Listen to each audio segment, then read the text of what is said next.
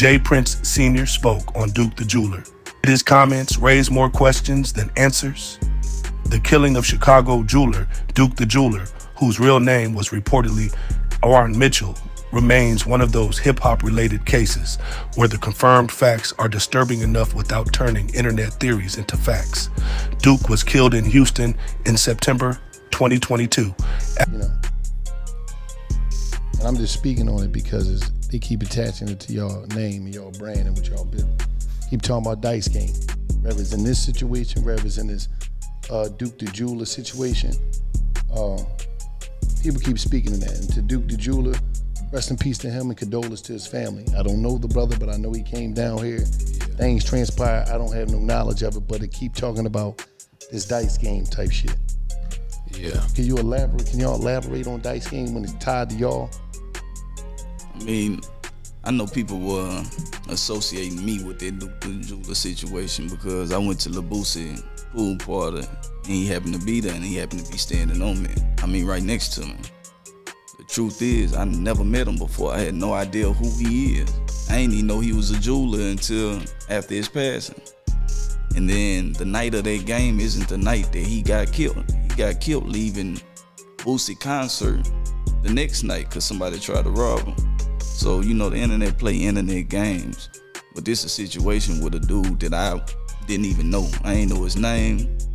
I had no knowledge of him. I ain't know he was from Chicago. I ain't know he was a jeweler until social media started trying to point a finger because he was standing next to me, and it's just unfortunate that something transpired after another dice game, but neither incidents had anything to do with a dice game.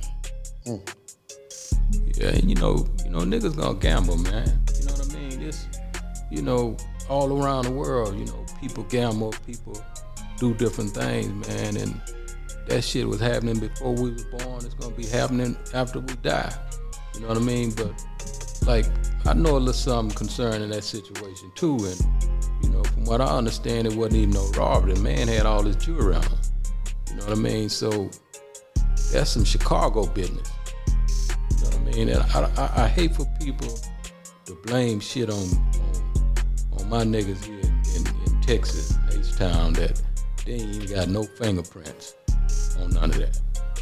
You know what I mean? But they quick to try and blame it on us first, and then they'll take it everywhere else. But that shit ain't real. What is the meaning, the definition of mob ties? Movement of bosses together in elevated structure.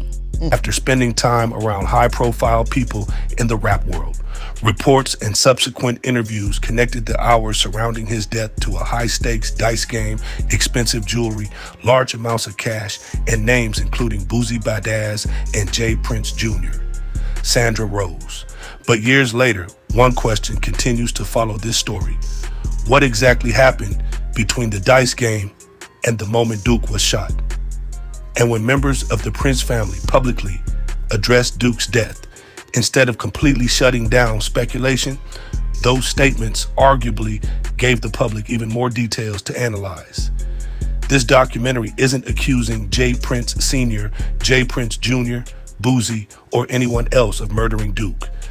There has been enormous online speculation surrounding this case, including claims that have never been established by police or proven in court. We're going to separate what has been publicly reported from what remains allegation and rumor. Waichu was Duke the Jeweler. Duke was a Chicago jeweler known for expensive custom pieces and connections within entertainment circles.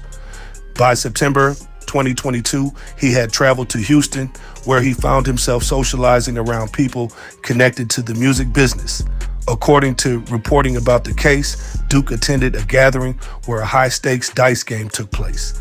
Boosie Badazz was identified publicly as one of the recognizable people present, and reports have repeatedly connected J. Prince Jr. to the game.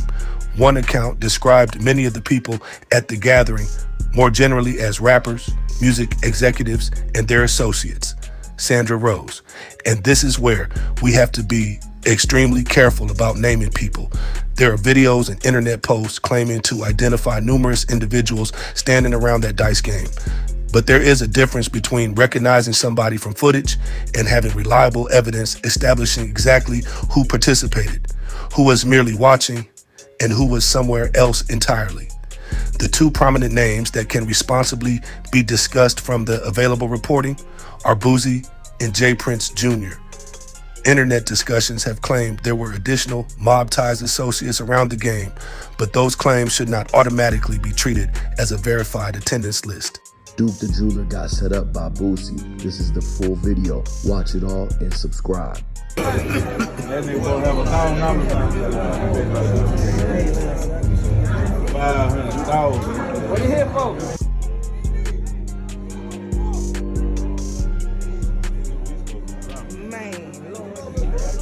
Boosie told them before this whole thing started, before the party flyer went out, that he was gonna spend and get that $1 million jewelry from Duke the Jeweler, but he had to find a way to get it back, because ain't no way Boosie was gonna spend all that money without knowing that he was gonna get some type of lick out of it.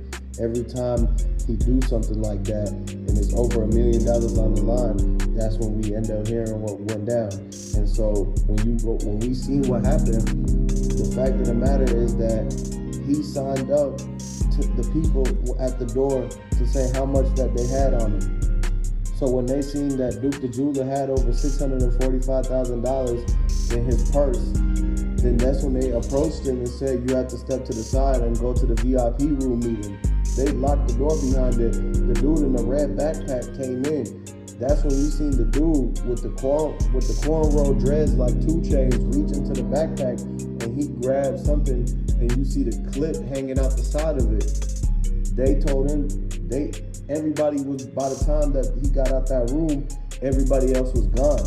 And the dudes followed him out. So they knew exactly where Duke the Jeweler was going to, man. And they took the money right there and found a way to do it so that he could get the money back from the jewelry. But then they also tried to hit the lick as for the jewelry because he found a way to escape out the whole dice game. Most of the time, people get hit up at the dice game. And so because he didn't check in, that's when they was like, okay, we have to get him at the concert. And then that was them seeing that was an opportunity to actually be able to touch that $1 million in jewelry without having to up the cash. Most of the time, people will put you on the front if it's over $1 million like that. You gotta understand, that's where the whole situation with the jewelers and the rappers, most of them is getting in front of the jewelry. And so when Duke the Jeweler said he wasn't gonna front Boosie, and the only way he does business is cash up front, and he didn't want to do the cash advance. Duke the Jeweler was supposed to get the $1 million cash advance before he even drove down to the concert. So he took a risk filling up his gas tank and going all the way down there. That's a 17.5-hour drive. A lot of you people who's truckers on the road would know that. So by the time he got to H-Town, he looked at it and he said, Boosie, how come you didn't send the wire yet? He said, yeah, I'm trying to get you the bread, but I had to put the credits on the dice game, come to the dice game with your money, and I'm going to make sure you get your money back. But it wasn't a guarantee, then that's when they lost in the dice game. And this is what made Duke the Jeweler start even participating in the dice game, because Duke the Jeweler knew he didn't come out there with his bag of jewelry with over $600,000 worth of jewelry. Come on now. In the bag, in Boosie's room. And he got Shorty and them guarding the door, but Boosie kept whistling. This is what made Duke the Jeweler really pay attention and zoom in to Shorty. Duke the Jeweler looking out the top of his glasses. Y'all already know Cartier glasses, you can see out of a portion of them because it has like a 2-tone tint fade. We know for a fact that you can buy them for cheap. You feel me? You can buy them for $2,000, $3,000. Some Cartiers got diamonds in them. We already know for a fact you can get them. Everybody sat back and look at Boosie like, why would you keep whistling, man? People kept on turning around like, what? Like what? Like, who whistling? And then once they cut the video off, they was like, Boosie, I heard you over there whistling. He was like, man, I'm just playing. He acted like he trying to throw them off and shoot dice, but Boosie was standing behind Duke the whole time. Why would you be standing behind a dude with a lot of jewelry on, even though you got jewelry on yourself, but why would you be behind this man? You could have actually stepped off and been on the other side from the beginning. but we know for a fact they followed him outside. He had all that jewelry with him. If he would have never brought all that jewelry and started winning and licking them on the dice, he would have never got sent up, man, because they wanted that money back. All them dudes in there, half of them ran half the city of 5th Ward. We know how they got down to 5th Ward. And Lil' Kim was there. R.I.P. Takeoff. R.I.P. Takeoff, man, because Lil' Kim was in there when Duke the Jeweler got sent up, and people thought that Takeoff, like, you feel me, he was at a dice game right before he got sent up. So they tried to link it together. The feds, they sat there and said, like, yeah, we gotta take Lil' Kim down. Lil' Kim was the main one who kept looking at Duke the Jeweler. And Lil' Kim, he opened the door for Duke the Jeweler to leave. Once Duke the Jeweler left, the dude popped out the side who had the black-white beat on. People said that was Lil' Kim, boy. They had him on camera because his hair wasn't even that long then. Because we know for a fact a couple months passed and his hair grew at least 1.5 inches.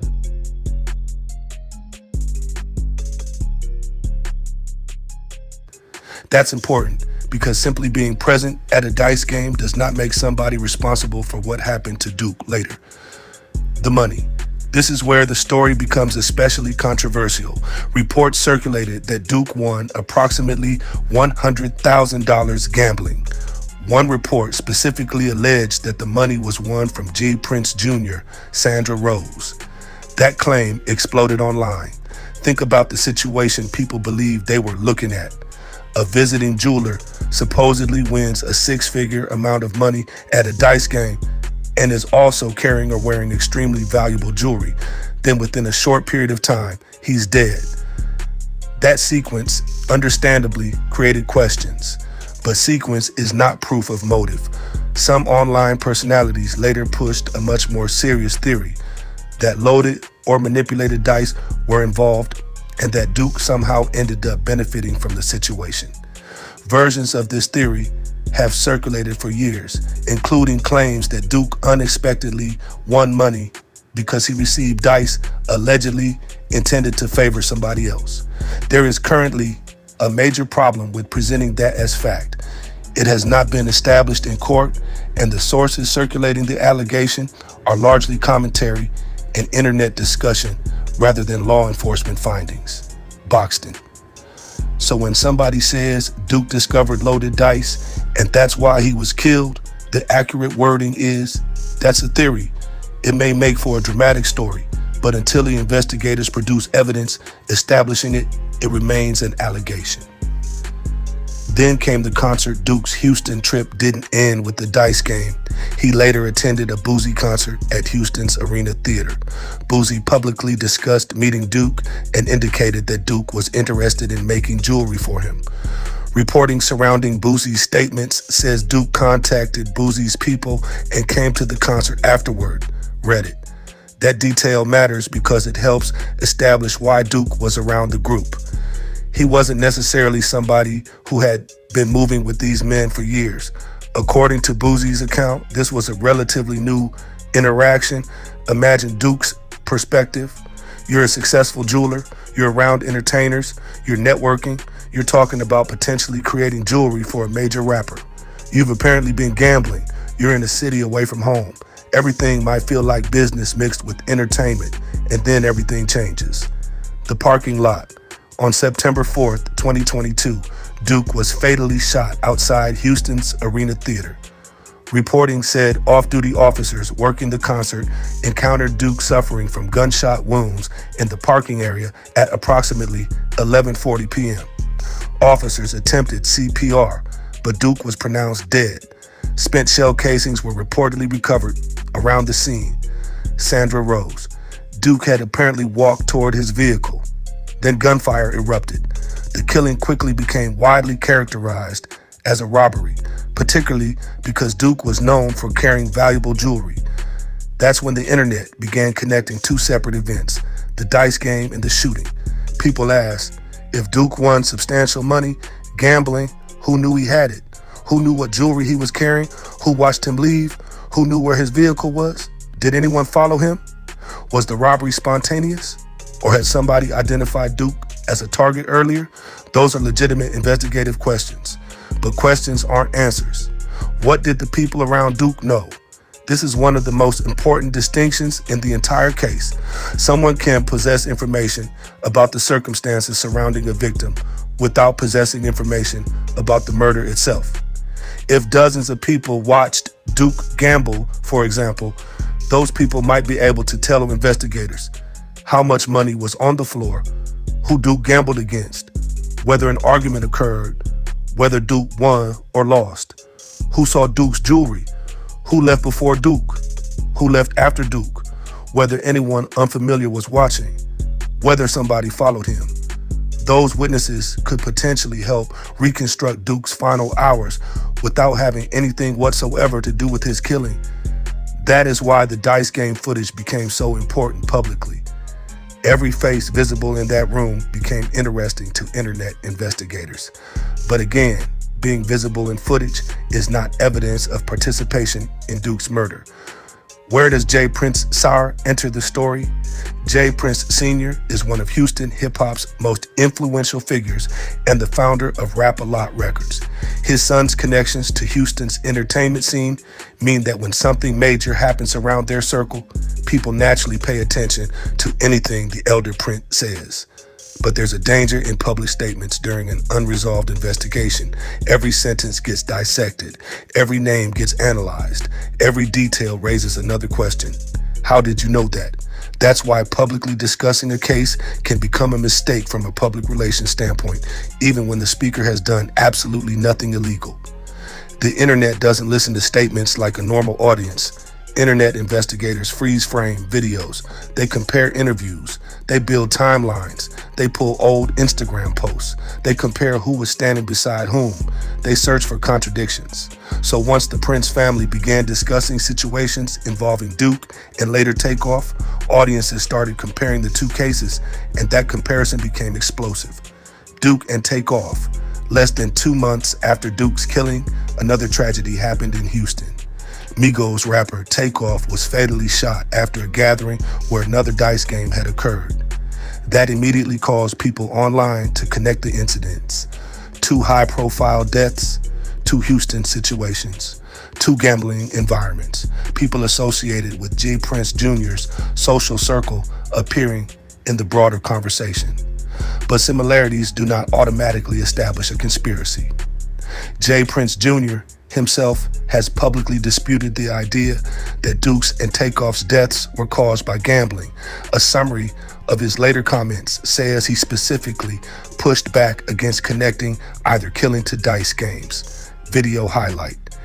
That denial deserves to be included because viewers should hear both sides. Still, the similarities guaranteed that Duke's case wasn't going to disappear from hip-hop discussion. The big question: who was actually at Duke's dice game? This may be the part everybody wants answered. Based on the public material I could verify, Boosie Badass and J. Prince Jr. are the 2 major recognizable names consistently connected to Duke's dice game gathering. Reporting describes additional rappers, executives, and associates being around the event, but reliable sources do not provide a complete, authoritative roster. Sandra Rose. There are social media posts and videos identifying other men by nicknames and alleging affiliations. Those shouldn't be presented as established fact without stronger evidence, and this is exactly how misinformation can destroy a documentary. Somebody watches a grainy video. They post, "That's such and such." Another channel repeats it. 20 channels later, an internet identification has magically transformed into police confirmed. No, if police haven't identified that person publicly and reliable reporting hasn't confirmed them, call them an unidentified attendee. That's how you keep the documentary powerful without falsely accusing somebody. I would like to send my condolences to Duke family. Hit the like button and subscribe to the channel for updates on this Houston case. Was the case swept under the rug? That's the accusation many people online make. But swept under the rug suggests authorities intentionally suppressed an investigation, and there isn't reliable public evidence proving that. A stronger question is, Why has Duke's murder received so little public resolution? That is fair. Duke's death generated massive attention when it happened. Then Takeoff's killing occurred. Suddenly, national media attention shifted towards one of the biggest rap stories of 2022. Duke's name continued circulating primarily through YouTube, documentaries, podcasts, and social media investigations. And that's unfortunate because Duke deserves to be remembered as more than the man who supposedly won money at a dice game. He was the homicide victim. Somebody killed him. His family deserves an answer. What investigators would want to know, forget internet rumors for a moment. Think like an investigator. The critical timeline begins before Duke ever reached the Arena Theater. Investigators would want to establish exactly where Duke stayed in Houston, who invited him to each location, who knew he was carrying expensive jewelry, who saw him gambling, how much money actually changed hands, and who knew where Duke was headed afterward.